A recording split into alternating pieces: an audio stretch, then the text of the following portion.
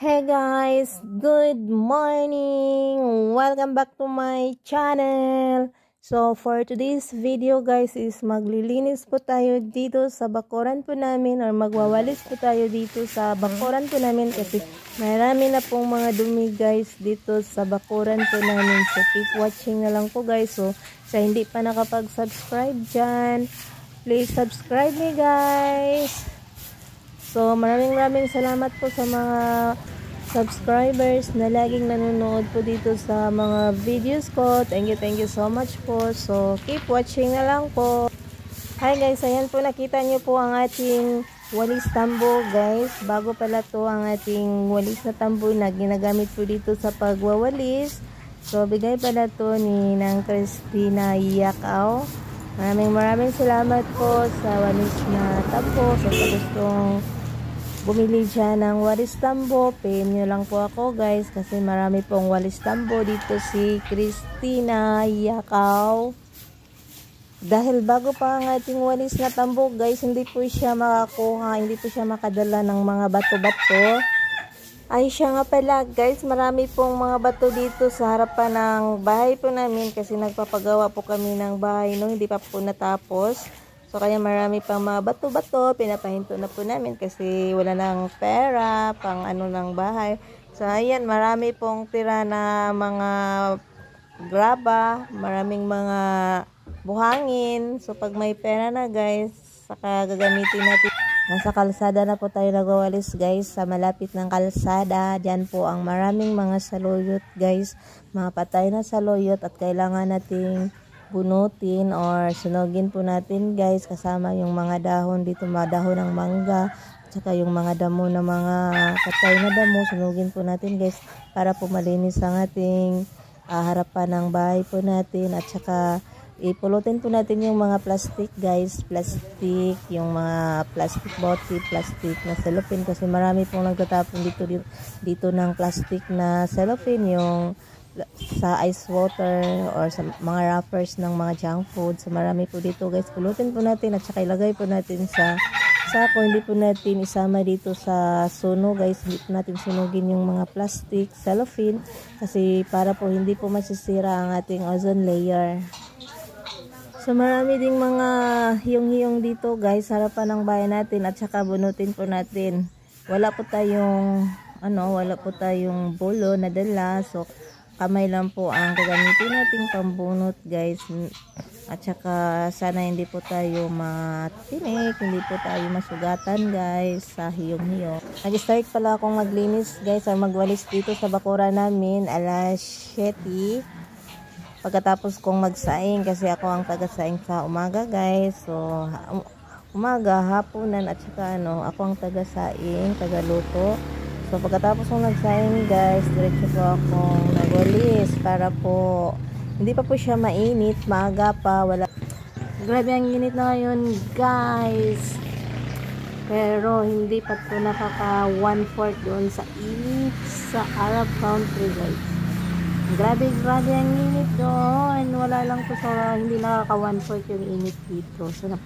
So ngayon guys, balikan po natin ang ating walis tambo. Ayan, hindi po siya makakakuha ng mga dumi, yung mga ligat na dumi. So pagpila natin yung natin guys, yung walis tambo. Pagpila natin yung konti para po siya makakadala ng mga bato-bato, yung mga maliliit na bato. Kasi maraming mga bato-bato dito ay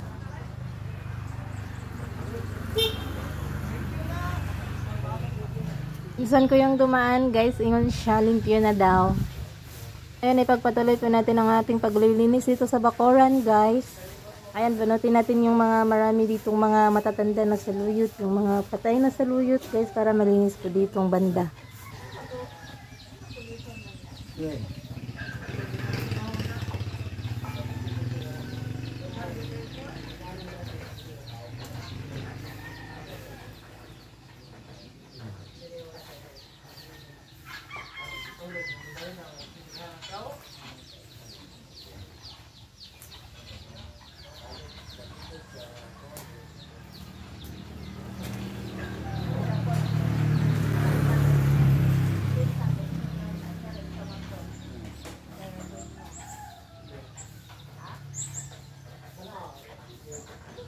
Ayan, dito pala yung mga alaga ko guys, yung mga pusa. Sinasabayan po ako dito maglilinis. Ayan, tingnan po natin kung anong gagawin po nila, kung anong mga ginagawa nila dito sa labas.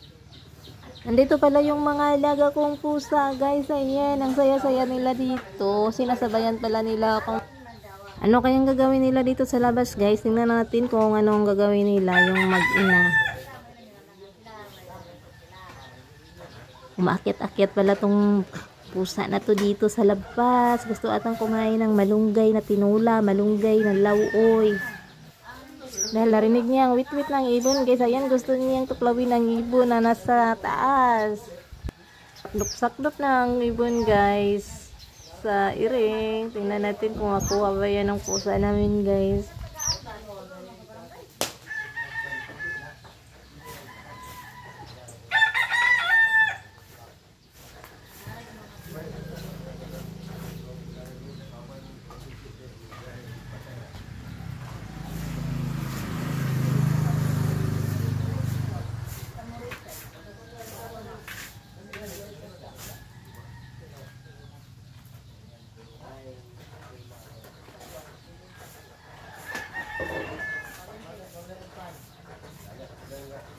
Barang ganong.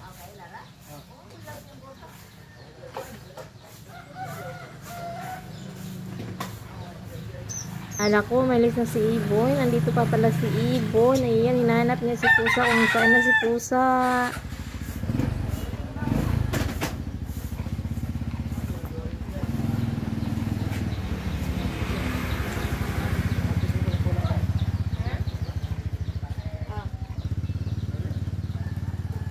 So ngayon, naputulan ko na po ang walis na tambo guys. Ayan, madalang mga bato-bato, mga alikabok. Kasi naputulan ko na po yung walis tambo.